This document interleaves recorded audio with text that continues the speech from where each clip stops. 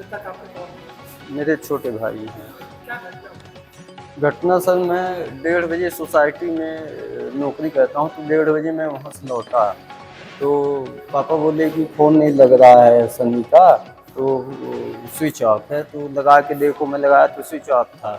कुछ देर बाद पापा के पास किसी का फ़ोन आता है, पापा मेरे से बोले कि वो अशोक कोल का लड़का उनको घर के अंदर बंद किया है। तो मैं अपनी बहन को लेके चला और पापा मम्मी को लेके चले। जैसे ही हम लोग पहुँचे तो बोले कि जब तक यहाँ पे एसपी कलेक्टर नहीं आएंगे तब तक हम दरवाज़ा नहीं खोलेंगे। इतने में पापा आए, तो पापा को देखते ही इन लोगों ने हमला कर दिया पापा के ऊपर। किसी तरह पापा को बीच बचाव करके हम लोग सामने आ गए। हमको भी 10-20 लाठी मारे हैं, यहाँ पे मुक्का उक्का मारे, सिर में भी मारने की कोशिश किए, लेकिन मेरी बहन आ गई। तो पिताजी किसी तरह भाग गए वहाँ से, और हम लोग भी वहाँ से चले गए। हम लोग को मोबाइल वोबाइल सब छुड़ा लिए, 3-3 गाड़ी तोड़ फोड़ दिए हैं सर। और पता नहीं कब कैसे कहाँ से उसको ले आए और वहाँ पे कब उसको बंदी बनाए सर, इसकी जानकारी नहीं कि कितने बजे बंदी बनाए। और उसके बाद 7-8 घंटा तो लगभग बीत चुके हैं, तो पानी नहीं मिला होगा, मारे भी होंगे उनको, मारे होंगे, पानी भी नहीं मिला तो वो घुट के मारे हों जैसे मारे। क्या घटना हुई? घटना के लिए हमने फ़ोन लगाया बच्चे को, तो मोबाइल स्विच ऑफ था। 12 बजे के लगभग आ जाता था, तो 1:30 बजे नहीं आया। एक वहीं सड़क पर मेटल स्टोर खोले हैं, बेटू, हम लोग गाँव के नाम से जानते हैं उसको। तो फिर 10 मिनट बाद हमको फ़ोन लगा के बताया कि सन्नी को वो क्या नाम से, नहीं, सन्नी को वो कुर्बान फ़ोन लगा के बोला कि उनको अशोक कोल के घर में बंद किए थे। फिर हम जैसे जाने तो हम लोग अपनी मिसेज को लिए, लड़के बड़े को लिए, बिटिया को लिए, बंदूक भी लिए।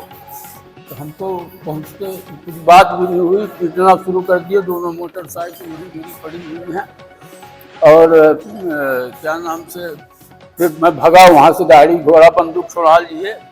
इधर से मैं भगा तो एक हरिजन के घर में घुस गया और अंदर से लॉक कर लिया, बंद कर लिया। वहाँ भी आए हमको मारने, लेकिन वो लोग हरिजन लोग विरोध किए, तो फिर लौट गए वहाँ से। फिर पुलिस पहुँच गई,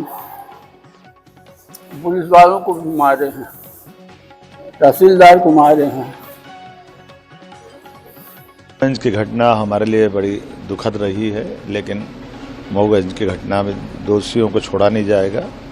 और जिस ढंग से घटना घटी है, मैं मृतक परिवार के प्रति हार्दिक संवेदना भी व्यक्त करता हूँ।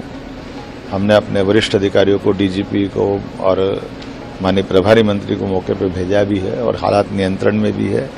जहाँ कहीं भी लाइन ऑर्डर की स्थिति बनती है, हमारी त्वरित गति से न केवल कंट्रोल की स्थिति बनती, बल्कि सुशासन के माध्यम से हम हर वर्ग की गारंटी लेते हैं। मैं मान के चलता हूँ कि मध्य प्रदेश सरकार संवेदनशील सरकार है। ग्राम गढ़रा में अभी दो समाज में थोड़ा सा विवाद की स्थिति बनी, और उसमें पुलिस मौके पर पहुंच गई थी। उस समय उनके द्वारा पथराव किया गया, लाठी डंडे लेके महिलाएं होती। पुलिस बल उस समय कम था, और पुलिस बल ने ऐसा कोई भी सख्ती वाला उस समय कार्रवाई नहीं की। अब स्थिति ये हुई कि एक एएसआई का निधन हुआ, और आप देख रहे हैं कि 3 लोग यहाँ पे हैं, और 3 कर्मचारी हमारे रीवा गए हैं। तहसीलदार पनका को भी चोटें आई हैं, और लगातार दुखद रहा ये घटना। और कलेक्टर एसपी मौके पर है।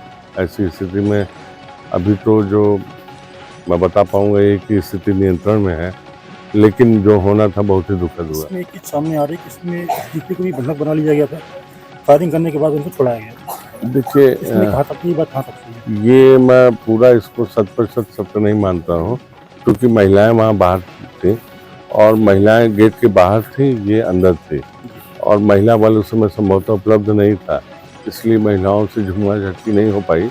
बाद में फिर पर्याप्त बल गया है, फिर वो डेड बॉडी और कुछ संदेही आरोपी, उनको भी 5-6 लोगों को पकड़ा गया है, पूछताछ की जा रही है। मैं यही कहूँगा, सबसे अपील करूँगा शांति बनाए रखें। अब ये दुर्घटना ही कहा जा सकता है, दुखद है, कुछ भी कहा जाए दुखद घटना है। सामाजिक रूप से भी और हमारे प्रशासनिक रूप से हमें क्षति हुई, जिसका हम सबको बहुत दुख है। आज शाम को यहाँ शाहपुर थाना क्षेत्र में गर्रा गांव में हिंदू समाज के दो गुटों के बीच में विवाद की स्थिति बनी है और इस विवाद के चलते एक व्यक्ति की मृत्यु हुई है और इस विवाद के चलते भीड़ भाड़ काफ़ी इकट्ठी हो गई थी, कुछ पत्थरबाजी भी हुई है। इसके चलते हम लोगों ने यहाँ 163 धारा 163 लगा दी है और पूरी तरह से शांति बनी हुई है। मैं यहाँ पर हूँ, एसपी यहाँ पर हैं, पुलिस फोर्स हमारा यहाँ पर है, पेट्रोलिंग पूरे गांव में चल रही है और स्थिति अभी पूरी तरह से नियंत्रण में है। धारा 163 लगी हुई है और मैं सबसे अपील करता हूँ कि पुलिस को, प्रशासन को अपना काम करने दें और स्थिति को नियंत्रित रखने में मदद करें और प्रशासन का सहयोग करें। यहाँ गर्रा गांव में आज जो एक दो हिंदू गुटों के बीच में विवाद हुआ है और उसको लेकर के अभी यहाँ पर धारा 163 लगी हुई है और पूरी तरह से स्थिति कंट्रोल में है और हमारी अपील भी है कि पूरी तरह से शांतिपूर्ण स्थिति बनाए रखें।